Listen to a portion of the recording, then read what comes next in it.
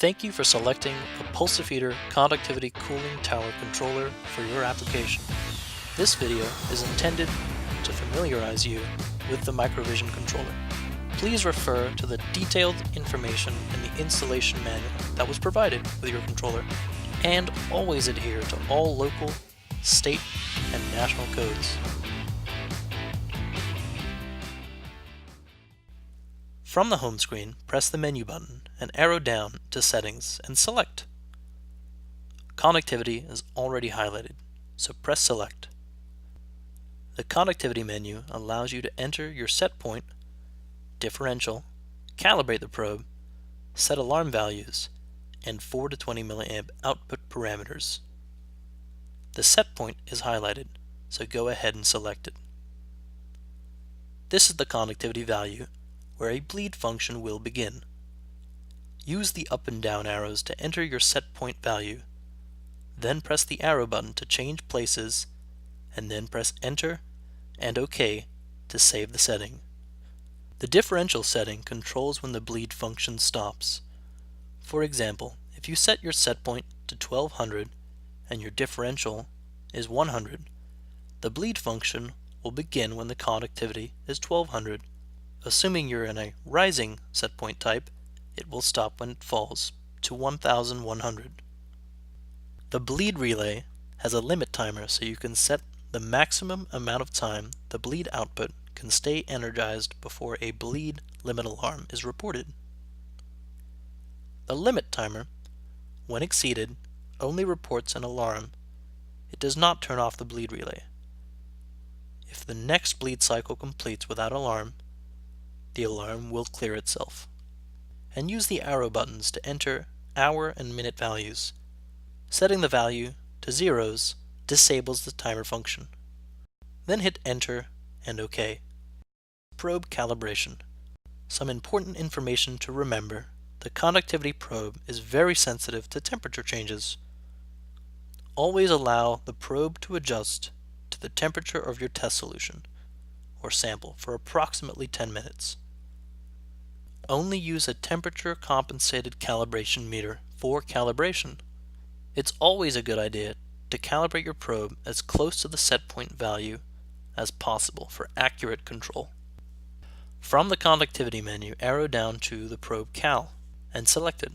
You will see the probe's temperature displayed and the conductivity value in microsiemens.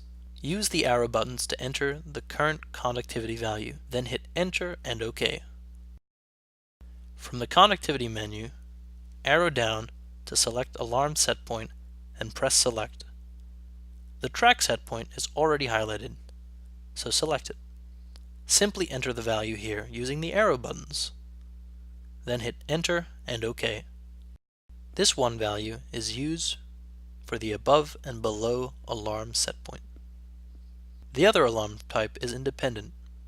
Arrow down to independent set points and select it. Use this type if you want to specify a different upper and lower conductivity value for alarm reporting. The first screen is the low value. Simply enter the low value here using the arrow buttons and hit Enter and OK. Then the high screen value will appear. Enter the high value here using the arrow buttons, then press Enter and OK. Then press back to return to the calibration menu.